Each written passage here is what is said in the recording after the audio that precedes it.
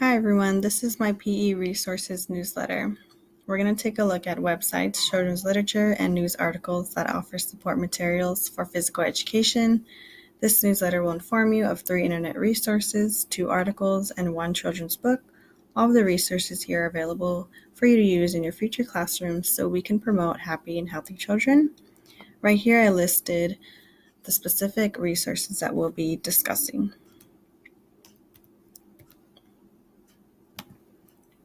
So, Shape America was founded in 1885. This is an organization of health and physical education professionals where they envision a nation where all children are prepared to lead healthy, physically active lives. Their mission seeks to advance professional practice and promote research related to health and physical education, activity, dance, and sport.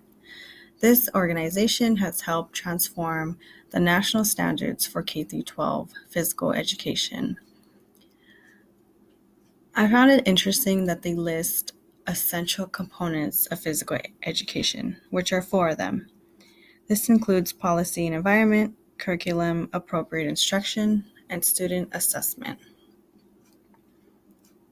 If you click here, it will directly take you to the national standards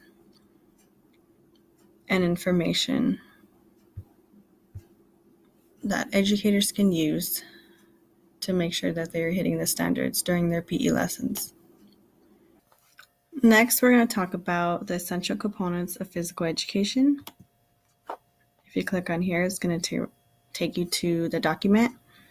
This document goes more in depth about everything that educators need to teach PE. So there's national standards, grade level outcomes, recommendations and framework, including the physical activity guidelines, the National Physical Activity Plan, and the CSPAP. And I also included this in my newsletter separately. So to learn more about the Comprehensive School Physical Activity Program and how it promotes the whole child, click on what is CSAP. And this will directly take you back to Shape America, and it's going to talk more about this approach. So this approach includes whole school, whole community, and whole child model.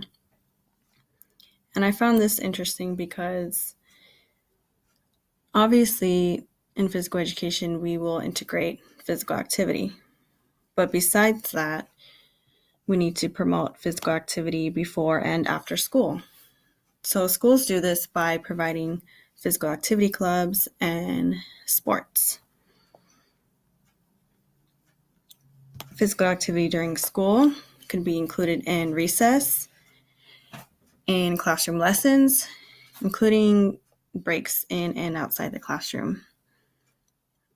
And this is good because I remember as a kid, my teacher let us take a break during lectures, and he had us stand up and stretch and walk around and get the blood flowing again. This is good for mental clarity and for focus for students, especially when sitting for a long period of time during lecture. Next is family and community engagement. So as we all know, it's important to continue to be active after school and in the home. So this is where we need to educate parents and other family members to promote physical activity at home.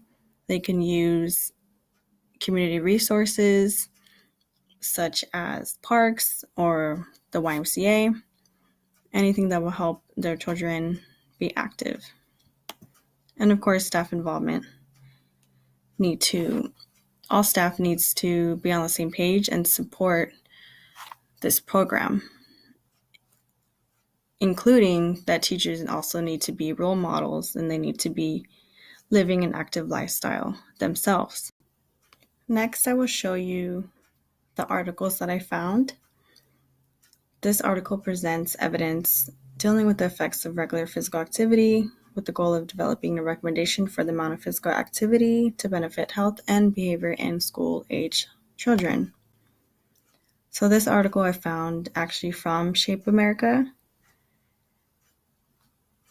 and it basically discusses the process on how they came up with the 60-minute recommendation of moderate to vigorous physical activity.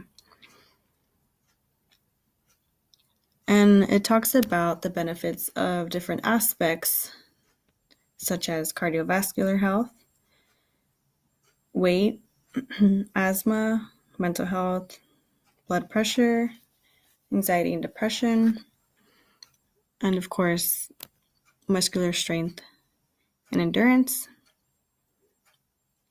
academic performance.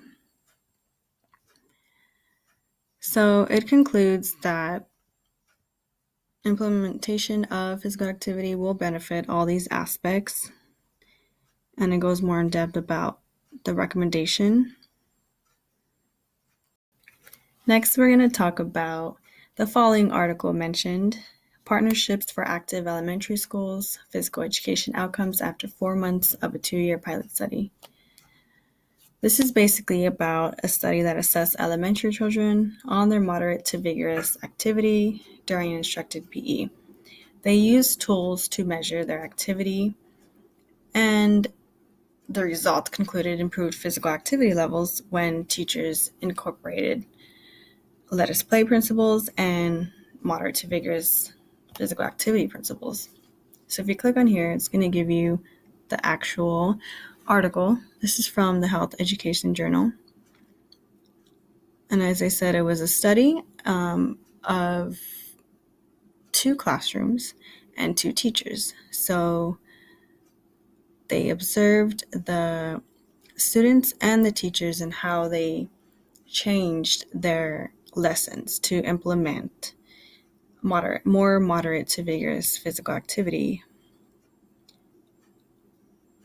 Moving on to the additional website, supportrealteachers.org. This website is a tool for teachers to find numerous resources, such as activities and lessons for physical education.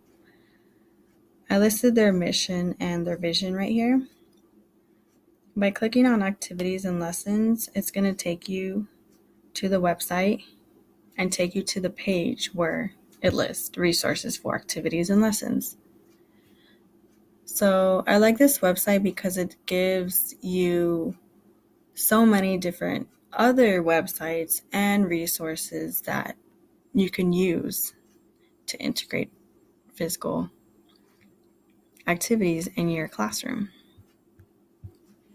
Next, we will explore choosemyplate.gov.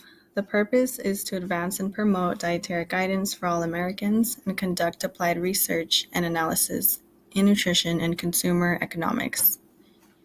If you click on any of these titles, they will take you to the resource. So I provided the dietary guidelines, my state toolkit for teachers, resources for parents and educators, my plate, my wins, grocery game plan, and food safety. The book I chose is Get Up and Go by Nancy Carlson. This book encourages young readers to be active and healthy, offers simple and fun ways to exercise, as well as explaining the benefits. Readers will enjoy the vibrant illustrations and appreciate the message of taking care of your body. I like this book because it's a simple and fun way to show children that exercising can be fun and good for your health. There was pages in there that said, this exercise is good for your heart health, or this exercise is good for your muscles. It also had a picture of a variety of animals, different shapes and different sizes, and it said that you should love your body and accept your body no matter how you look. So I also like that it's about acceptance as well. Thank you for supporting the importance of physical education and promoting healthy development in our children. Thank you for listening.